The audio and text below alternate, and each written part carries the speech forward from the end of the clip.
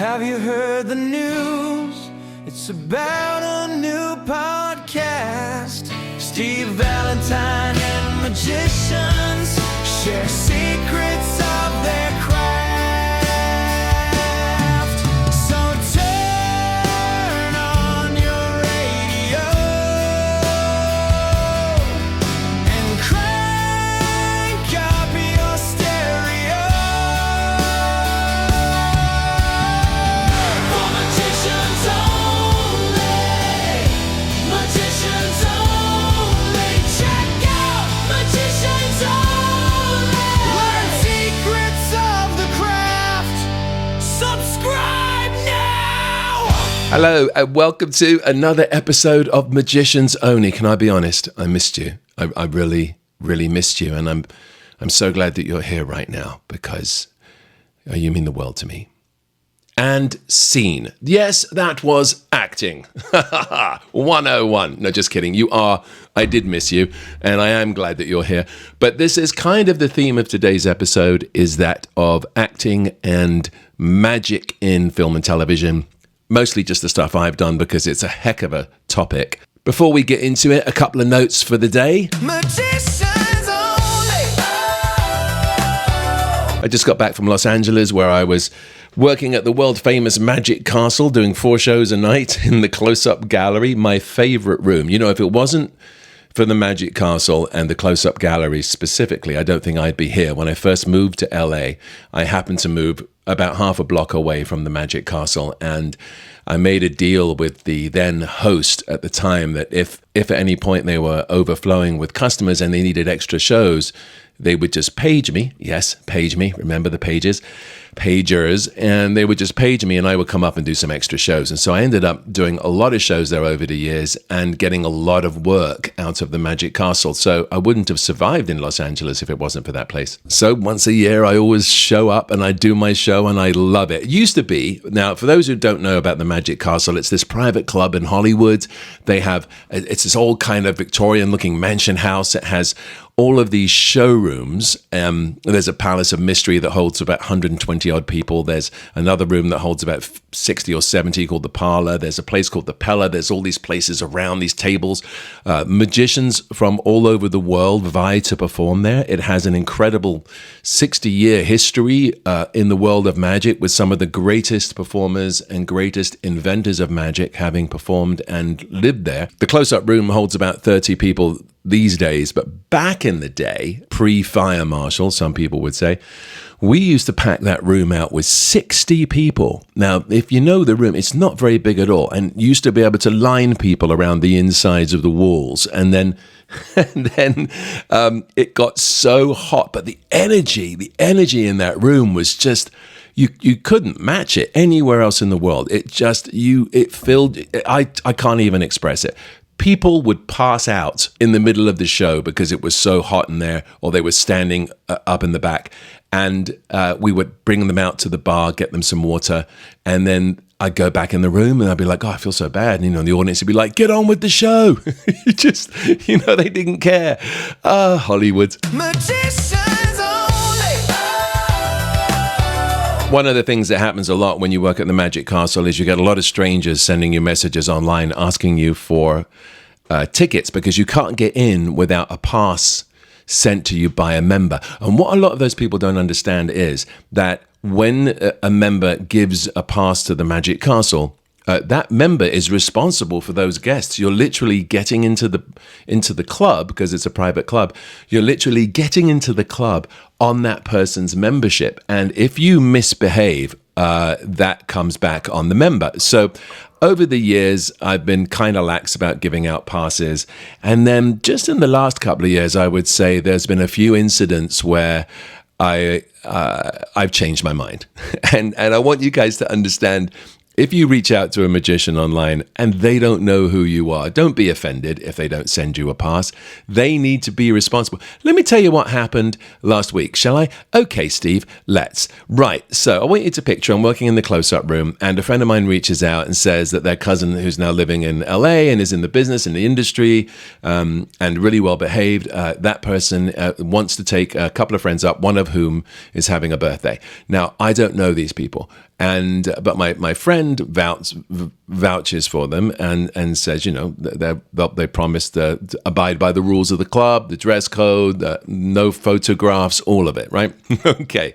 So they show up. They're absolutely lovely. One of them gives me a bottle of wine. However, they're not fully in dress code. All right. That's red flag number one. One of them doesn't have a jacket. So the girls at the front desk, who are amazing and lovely people and knew it was this person's birthday, didn't want to ruin their night, loaned them a jacket. Now, I would tell you that we do that occasionally at the Magic Castle. If someone shows up and they're missing a tie, if it's or they don't have a jacket, sometimes if we have something in the back that works, we will loan it to them for the evening, right? So they can go in and still have a great time. So they had a dinner reservation. They did everything the right way. So they loan this one person the jacket. They then come into the show and they have a great time in the show and they're lovely and they're grateful and they're welcoming. And then they go off into the castle to enjoy the night. And I am stuck in the close-up room doing all these amazing shows for fabulous audiences. Well, about 2/3 of the way through the evening, one of the hosts and also head of security pops his head in and says, "We need to have a word about your guests." That is not something that you want to hear when you're a member of the club. So he comes in, he sits down, and he explains to me that they've been causing a bit of a ruckus, taking their jackets off, getting their cameras out, taking photographs, being disruptive, and not good behavior. But he says, "I want you to look at this." And he pulls out the phone and shows me some security footage, because what people don't understand about the castle, and we kind of really implemented this a lot when I was on the board of directors of the place, because there's a lot of stairs and a lot of nooks and crannies. People would always fake injuries in order to sue the castle. Well, we have cameras everywhere. So, which is kind of ironic for a place that doesn't allow cameras inside or photographs. We like to keep the exclusivity of it, right, of the club. But yes, there are security cameras. And so it turned out that these guests of mine were sitting on a couch and had been told to put their jackets back on and stop taking pictures. And one of them took off the loaner jacket and ripped it up. Yeah, ripped it. I mean, you can actually see the tearing happening in the video. And you just kind of go, what? What were they thinking? Now, as if that, so the host says to me, like, "What do you want to do? They're your guests." I'm like, "I think we need to ask them to leave. I'm totally fine with you asking them to leave. I think that's not good behavior at all." So the security goes up and asks them to leave, in which case one of them, the birthday person specifically, refuses to leave. And so, which is astonishing to me. And here is where it really spirals out of control. So they refuse to leave. They ask him like 3 or 4 times, at which point legally they are now trespassing, so they can be physically escorted from the building. So the security guys, who are amazing, hats off to them for keeping their cool and for just being so lovely and professional. And they start to try to escort these people out. Well, the person whose birthday it was, who ripped the jacket, starts getting very angry and threatening, and starts to fight back. It's nuts, hurling verbal abuse. And I can hear the security guys literally saying, "If you touch me again, that's assault and I will have you arrested." Literally. So finally, they get them out of the building. And just so you know, if you ever reach out to me for a pass to get into the Magic Castle, whether I know you or not, I'm just going to say no. Don't be offended. I don't ever want to go through that again. Magicians only. I love Hollywood. It's been an amazing place to live for almost 30 years. And so many stories, some of which I can never tell, but some of which I can. As we get into my TV magic experiences, I just want to let you know a couple of things. One, I remember the first movie that I ever did. Well, no, the first larger part. I had done 2 movies. I got a couple of scenes in Mars Attacks, which I loved. I just watched it the other day. That movie holds up. And then I did a movie called Father's Day, but I ended up on the cutting room floor on that one, which was devastating. But I did this film, and it was, okay, I'm going to I'm going to tell you what the movie is, but you're not allowed to watch it. Okay. Okay. It's called Santa with Muscles. Hold on. Stop laughing. Stop laughing. Yes, it's Santa with Muscles. And it was starring Hulk Hogan, who recently passed away. I don't have too many Hulk Hogan stories other than, we filmed this movie in Fillmore. It was a lot of fun. It was my first major role in a film. Wasn't a great film, obviously, but it has stood the test of time. I recently got asked to attend a screening in Los Angeles for an organization that screens some of the worst movies of all time. And then they asked the cast questions. Sadly, I wasn't available. Most of the time, people say, what was it like to work with the Hulk? Well, most of the time, I didn't work with him. It was his stand-in. See, Hulk would only come in when he was on camera. Then he'd go back to his dressing room. And then his stand-in would come in, and I would do my scene. When they were shooting over the stand-in's shoulder, I would go and do my scene. They would shoot over the stand-in's shoulder. And so I would be doing my lines with someone who really couldn't act. But it was a very interesting experience. But I had a fight scene with Hulk Hogan that was fascinating. The whole thing was a fight choreographed by Chuck Zito, who you might know from Oz, who was a great guy. The movie which we made, or which came out in 1996, was a very interesting experience. The cast, I mean, get this. So we had Hulk Hogan. We also had Robin Curtis, Mila Kunis, who I think was about 9 years old, and Don Stark, who both ended up going on to the 70s show. Adam Wiley, who of course was a famous child actor at the time. Ed Begley Jr. And I remember we were filming this in Fillmore, and Ed would jump on his bike, not a motorbike, because Ed is off grid. So Ed would jump on his bike and he would bike all the way to Fillmore and then have to sleep for a couple of hours because he was exhausted. Also, Garrett Morris was in the movie, and I worked with him years later on Psych. It's a very incestuous town. You know, you work with people and then you might see them 5, 10, 15, 20, 30 years later. I mean, Adam Wiley, who I know from the Magic Castle, because he's also an actor who is a magician, or a magician who is an actor. So it was great. But my one memory of this, which was the weirdest thing, there was this creepy guy that would hang around kind of just off the set, and he was a local guy, and he would kind of just be kind of looking weird. And one day, and they set the craft service table, the snack table, they set it up near the perimeter, and he came over and he started talking to me, and he was like, "Hey man, how's it going? You get it?" And I'm like, "Yeah." I said, "Do you come watch all the movies that film here?" He goes, "Oh yeah, man." He goes, "Yeah, I take a lot of pictures, you know, a lot of actors that film movies here, you know." And I was like, "Oh, that's cool." He goes, "Are you going to be here tomorrow?" And I was like, "Yeah, I think so." And he goes, "I'm going to bring something to show you." So the next day, he shows up with a photo album. He had a long lens camera, and he would take photographs from across the street from his car down the road, like he was staking out a crime scene. But he had pictures of almost every celebrity you could think of who had filmed there, picking their nose. That was what he wanted to do. He just wanted to catch celebrities picking their noses. Like, I honestly think that I don't know if he's still alive, but if he's still around and he has that book, that would make a series of fascinating memes.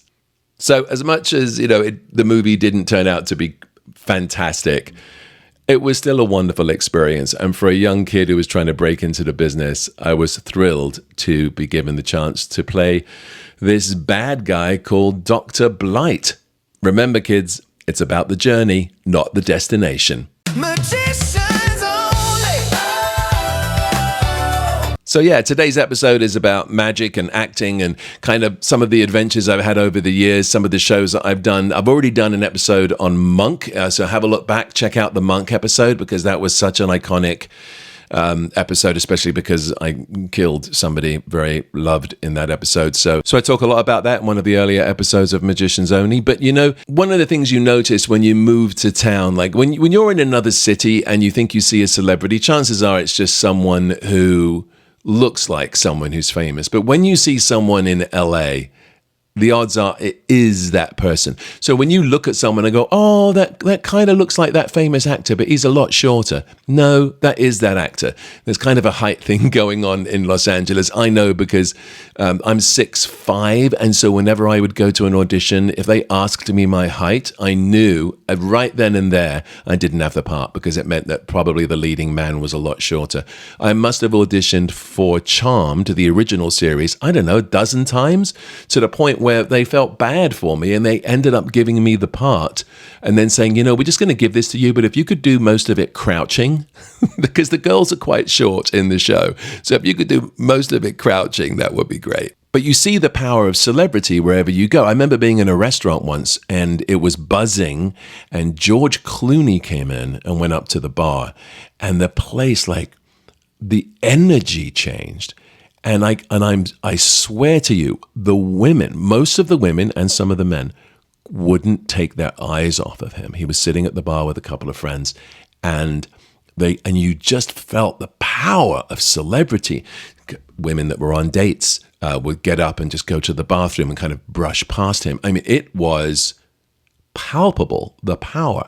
I got invited once to a poetry reading at Kevin Smith's house, the director, and he was raising money for a school, and so he'd invited all of his celebrity friends and all of their celebrity friends. Now, I didn't know Kevin, but he had a friend who had a friend who had a friend, and I got invited to this thing. I was quite happy to be there. It was quite a who's who, and I remember it was at Kevin's house, and everyone basically got up and did a piece of poetry or something. And I remember getting up and doing, I actually did a card trick, which was done to a poem. So it kind of was a combination of both things. But the top of the bill was going to be Johnny Rotten from the Sex Pistols, right? Now, I was a fan of his when I was younger, and I couldn't wait to meet him. And the evening's going on. He hasn't showed up yet. He hasn't showed up yet. Everyone's excited that Johnny Rotten's going to be there, and he's going to read the lyrics of his songs.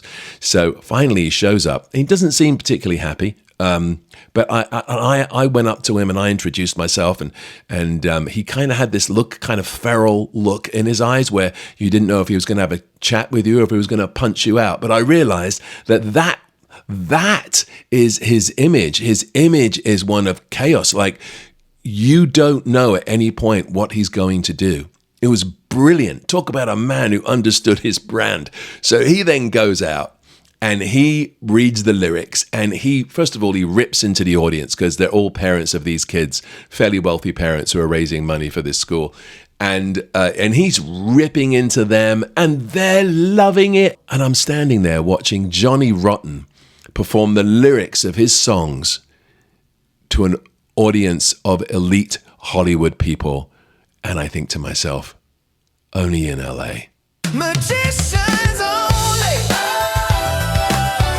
Actually, I was going to do a whole bunch of different magic things, but I think what I want to focus on here is I want to focus on the episode of House, because I'm a massive fan, and I was at the time a massive fan of House, and I was also a huge fan of Hugh Laurie. I had met him years earlier. My friend Rob was directing him in the Stuart Little movies, and then also I'd bumped into him at an NBC function because, if I remember rightly, NBC Studios was producing House, if I remember rightly. So, and I remember seeing Hugh Laurie at this function, and I was like, I went over and I said hi, and I'm like, what are you doing here? And he said, we just did a pilot for a television show called House. It's like Sherlock Holmes medical thing. I don't know whether he thought it was going to go. I mean, we're talking about, when you're an English actor, you grow up in a world where a television series and like a whole season is about 8 episodes, right? And maybe if you're lucky, you'll get 2 or 3 seasons, or as they call them in England, series of that show. And in America, one season is 20 or was 22 episodes.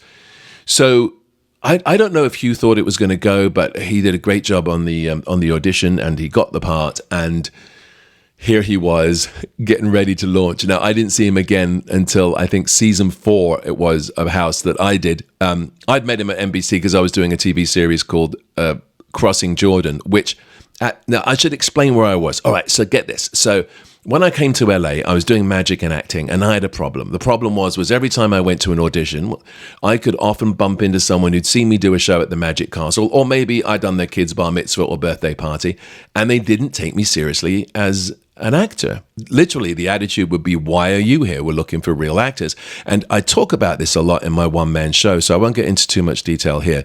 But something happened that just really brought it home for me, and I decided to quit magic and just focus on the acting. And I had done this for a while now. And in the process of quitting the magic and focusing just on the acting, I'd started to work. I'd actually had more, I don't know if it was an energy thing or what, but but I started to get bigger and bigger and bigger parts until I was doing a television series called Crossing Jordan. Started off as a guest star, as a recurring character. By episode 5, they invited me to become a series regular. And that went for 120 episodes, 6 seasons. It was amazing. And the thing was that I was so paranoid about magic that I refused to acknowledge that I'd ever done magic. Now, I know it sounds crazy, but it's just one of those things. First of all, I was doing so much magic for actors, celebrities, producers, directors. I was doing this Beverly Hills party circuit, and I was doing magic for the very people that I wanted to be. Do you know what I mean? It was like, and then I was doing it so much, I was happy to be working a lot as a magician, but I started to, have you ever done something that you love, but you've done it so much, you start to hate it? You know what I'm talking about. It got to the point where I had to quit. So here's my mentality, right? Is I'm doing Crossing Jordan. There was an episode, a magic episode, where they wanted to start off with Nigel doing a card trick. And I was so against it because there was a producer who'd come to set who said, I remember you used to do magic at like an Avi Lerner's holiday party or something. And I was like, no, that wasn't me. And he goes, yeah. And he even had my old business card. And I was like, no, that's another Steve Valentine. He's had mental issues. He's had to leave the country. I literally would not admit that I'd ever done magic. And but I guess this producer told the writers in the room. And so they write this one episode, and it starts off with Nigel doing a card trick. And I was so against it that I made sure the card trick was really bad and clumsy. And I apologize now to everybody. I should have just done it. But I just didn't want to do magic on television. So that's where my head was at that time. Now I get a call from my agent. You know the show House? Yes. There's a role of a magician. I'm like, I don't want to do it. And because a number of this had happened a few times, over the years. But it's House, and it's Hugh Laurie, and you should read the script. It's really good. I'm like, fine, I will read the script. At this point, Crossing Jordan had ended. And this is 2007. Do you guys remember 2007? Oh yeah. I think I had a Palm Trio. I think that was my phone at the time. So I read the script, and thing that really caught my eye, aside from the fact that it was actually really great. It was written by Sarah Hess and David Shaw, and the thing that really caught my eye was that the character dies in a Houdini water torture cell. Now, I love escapes. I've been doing them ever since I was a kid. In my old act, I still have it actually, I just can't fit in anymore, put on too much weight, but I had a straitjacket that I used to do a straitjacket escape with. I've had some adventures with that straitjacket. I was on stage once, and I was making fun of this soldier, and he didn't like it. So he pulled that, the strap that goes between the legs. Oh yeah, well he put it between my legs, buckled it up, and then lifted me in the air with it, at which point I hit the ground, military police storm the stage, and fighting ensues. So I've had wonderful experiences with a straitjacket. I've been on a cruise ship in the straitjacket where the ship's rocking and I want to throw up. I mean, yeah. Not that long ago, I was asked to do a fundraiser, and I thought, I'll do the straitjacket escape. It's like an 8-minute routine. I did it for years. I'm not even going to bother to practice. It's in the garage. I'll get out the jacket and I'll just do it. So I go to Brookledge where the event is happening, and I get up on stage, and as they're putting me in the straitjacket, I realize that either the jacket has shrunk enormously or I put on a couple of pounds. Well, turns out I put on a couple of pounds. So it's super tight, and the music starts. I've got this whole comedy routine that I do, and I can't get out of it. I can't get out of this straitjacket. I can get the arm just about over my head. If you've done a straitjacket escape, you know what I'm talking about. But I can't get out of it. So I'm struggling. I can't get this thing off my body. And everyone's staring, and the music ends. And now it's silence, right? As everyone's like watching this man on stage just struggle for his life. I'm rolling around on the floor, and it was real. Finally, I get this thing over my head. I do the Houdini move from the video of him doing a straitjacket where he throws it down, jumps onto the jacket like he's dominating this thing. and the place goes nuts. And it was at that point that I realized two things. One, practice with your props, you tit.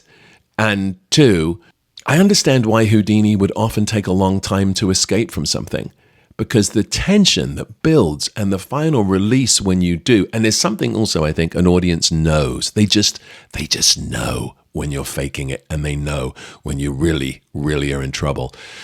So I love escapes. When I was a little kid, I got this book on rope ties and escapes that was written by Houdini, and I tried them all. One of the things I'd read about was his underwater escapes. So I thought, I'll just take one of these rope ties. I would get my brother or my friends to tie me up, and I would see if I can get out. I would use ridiculously soft magician's rope, which is not good for this kind of a thing.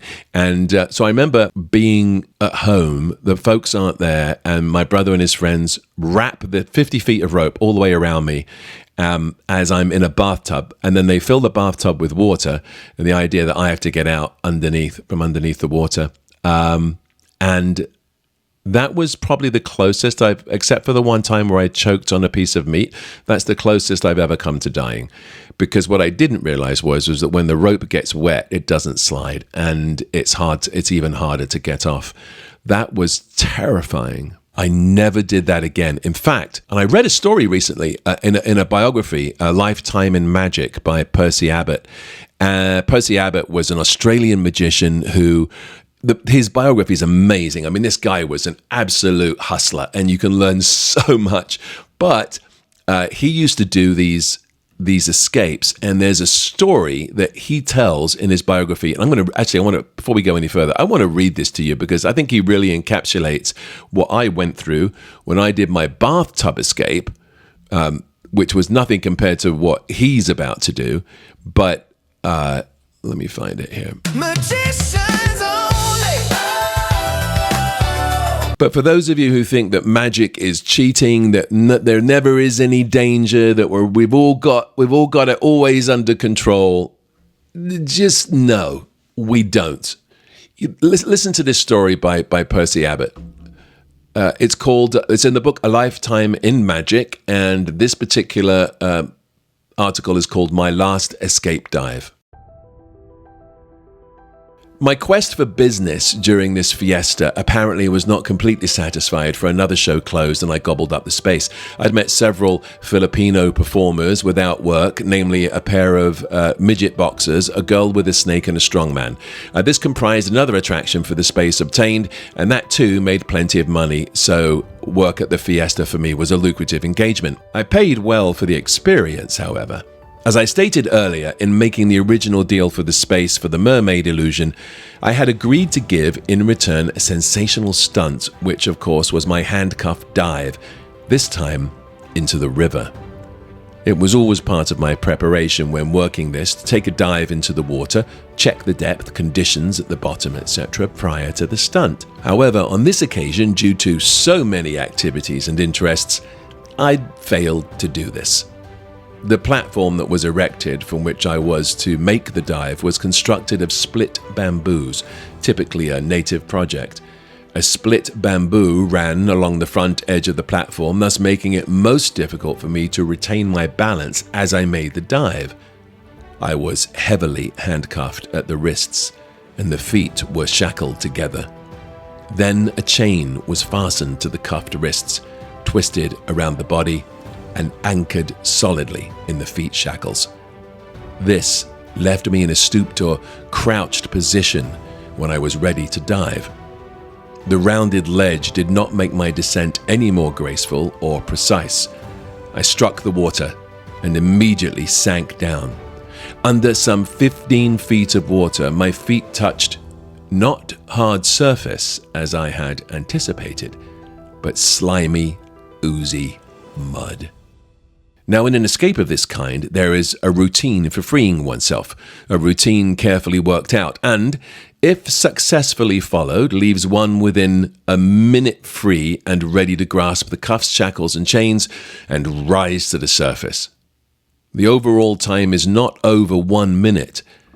When my feet struck this mud and started to sink, my mind flew to the possibility of the mud clogging the locks, which of course is exactly what happened. I forgot my routine, and with fear stabbing me, I worked frantically to make my escape in any way possible. By this time and panic were producing a feeling of near bursting in my lungs. I dropped the paraphernalia to sink forever into the mud of the river and began to fight my way to the surface of the water. I am quite certain that this all transpired in less than the usual time, but the rise to the surface had all the sensations of eternity. As I broke through the water at the top, a young American chap in the crowd had already thrown off his coat, ready to dive in to rescue me. I will only add here that the dive into the river at Lulu was my last ever handcuff dive. For magicians only. Magicians only. Check out magicians only. Learn secrets of the craft. And so, you see, it happens to the best of us. Wow. The thing with magic and escapes is that no matter how much you prepare, anything and everything can and probably will go wrong, which brings us to the episode of House. For magicians only. Magicians only. Check out magicians only. Learn secrets of the craft. Oh my God, I didn't realize that was the time. We've been doing this for 30 minutes already. I think we're going to have to continue this next week. Don't hate me because I'm evil. Don't hate the player, hate the play. Yes. So we will continue this conversation on TV and magic, and specifically House and a few other TV shows, on next week's episode, which will be episode 41. Oh my God, I can't believe we're at 41 episodes already. Listen, do me a huge favor. If you like the show, and even if you don't, can you spread the word for me? Can you share? Can you subscribe? Can you just let everyone know? Don't forget, the more you like, share, and subscribe, the better we are in the rankings at all of these podcast places, and the more we can do. Remember, Magicians Only is sponsored by Magic on the Go at magiconthego.com. It's really the best way to learn magic. You got to immerse yourself in it, you know? In my recent lecture, which I call Supercharged, the Supercharged lecture available on Magic on the Go, I was talking about how it's really dangerous to be the kind of magician who only knows 8 or 10 tricks and only knows one way of doing something, because anything can happen. There are so many things that can happen as a magician out there that are completely beyond our control. And you know, I think this goes to show in the story that I just read to you, the best laid plans, right? Anything can happen. So it doesn't matter. What if the wind picks up and blows your cards away? What if you break a gimmick? What if someone, and this happened recently, what if someone is doing a trick, or you're doing a trick, and some kid is looking up how it's done on YouTube? Do you have another way of doing it? Can you turn it around? This is why I truly believe Magic on the Go is so valuable, because there are so many methods for doing tricks on here. Having that knowledge will save your ass. Maybe you're used to doing something only one way with gimmicks, and then somebody hands you their shitty deck of cards and expects you to do the same trick. Can you? Can you pull it off? With the knowledge that Magic on the Go gives you, it will save your ass every time. So I highly recommend, go check it out. Magic on the Go, magiconthego.com. I love you all. I will see you next week. We will continue this conversation of magic and television, and specifically what happened on this episode of House.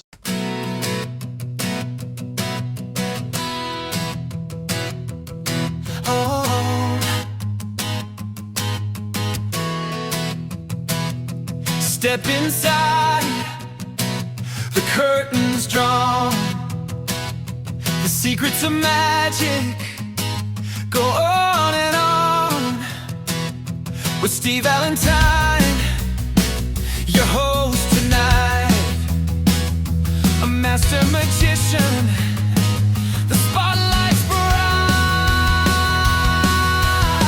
It's not just tricks, it's the art we find, the laughs, the wisdom, the brilliant mind, history, mystery, legends untold, stories of magic, both new and old. Magicians only.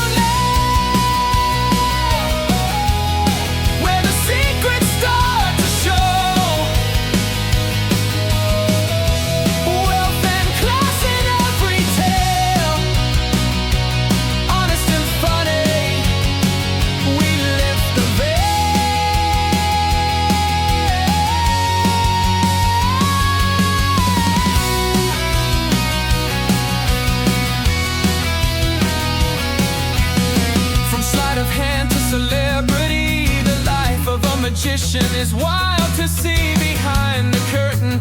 The truth is clear, the craft, the passion, it's alright.